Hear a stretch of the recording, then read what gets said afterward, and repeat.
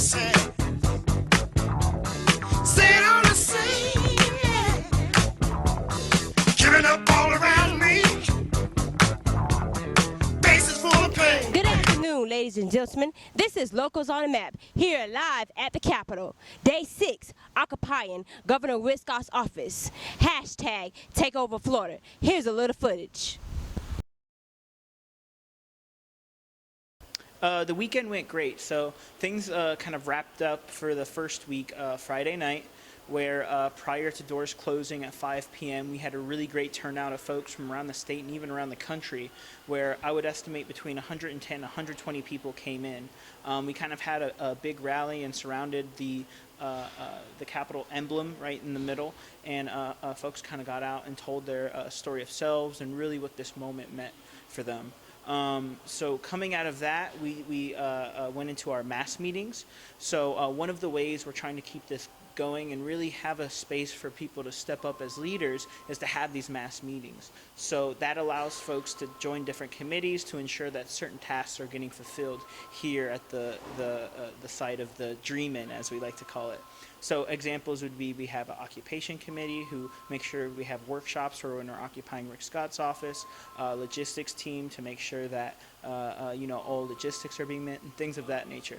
So after that, folks just kind of got in their committees, started outlining how we're really going to build this out, right? Heading into Saturday, when folks woke up, we still had around 40 people here, and kind of the rest of the weekend was really filled with different workshops and trainings, trying to teach people how to be organizers, because it's easy to be an activist, right? It's easy to be active, but what we're trying to do is organize to build concrete power, and that means not just a handful of folks like myself. We can't be the ones doing all the work. So it's really about building up all the youth and student leadership that have joined us here, and bringing more folks in. So heading into week number 2, we have a couple things planned. Obviously today, one of the heads of the Department of Juvenile Justice for the state of Florida came in, and we kind of had a spirited debate. So that's the kind of thing we look forward to, and we're excited to continue to bring more folks to the Capitol and really amplify our voice until Governor Scott decides to call that special session and we have Trayvon's Law passed and it's the law.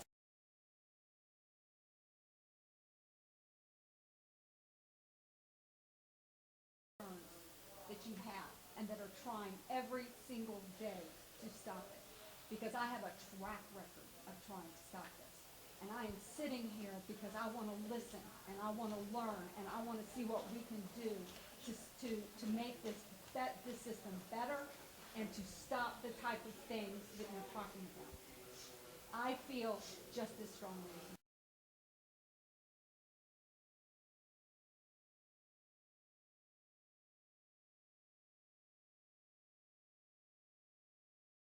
It's 1980.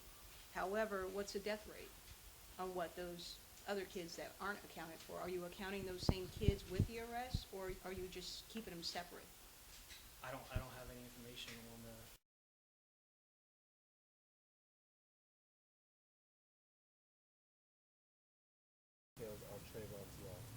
Well, Trayvon's Law is going to cover a number of things, and everybody is focused on Stand Your Ground, of course, because of the verdict that was just delivered, but really Stand Your Ground is one of the smaller points of the law. We're really looking at what created the environment that led to Trayvon's death in the first place, that led to the accepting and understanding of Zimmerman killing Trayvon in the first place. So what we're looking at is the school-to-prison pipeline, the racial profiling of black and brown people, and the repeal of Stand Your Ground when we talk about Trayvon. What we want to do. So we believe, well, I believe that she was sent here by the governor to pacify us and to let people out there know, to let the media know that that they are listening. But are they really listening? Every night there's been harder security, more guards, smaller. They've been sectioning us off in smaller areas, putting up the little partitions.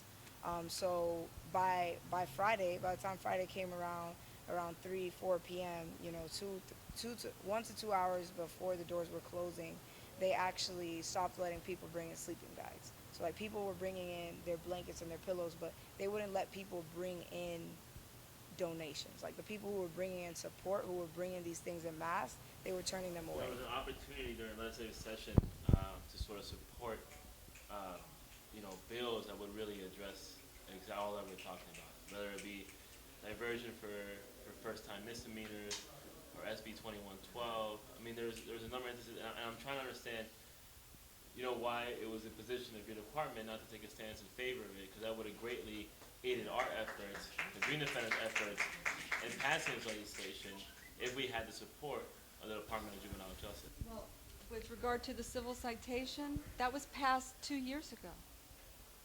It was passed 2 years ago, and it has been in full implementation. So SB 660 that gives an HB 603 would have required law enforcement to issue civil citation providing similar diversion programs for all children who commit a misdemeanor and is a first time accused of a crime. Right? So that was a bill that we did not get your support on, right? And the public support. It wasn't a matter of us not supporting it. We had already supported civil In Miami. citation, and we were in the But beginning statewide. of taking it statewide. But it didn't happen this session. It was a bill that we were advocating on. The Department of Juvenile Justice did not support, and the Department of Juvenile Justice took a stance on it. It wasn't that okay, proceed. Next one. That's the question. Why did your department not take a stance on those bills and support it?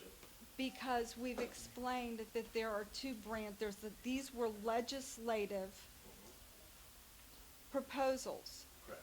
and we are the executive branch, and Correct. everything must be cleared through the executive branch before an agency can be an advocate for a bill.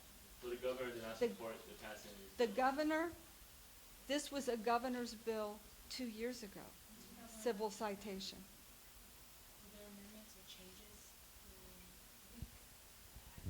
To a place where the issues that we're advocating for and the issues that we're talking about now in specific legislation, if we have the backing of the governor's office on these pieces of legislation, it would get our efforts, it would bolden our efforts, it will make sure that we can pass in legislators. It's difficult, we know what we want, but we understand the political realities of a legislator that doesn't necessarily meet with our interests.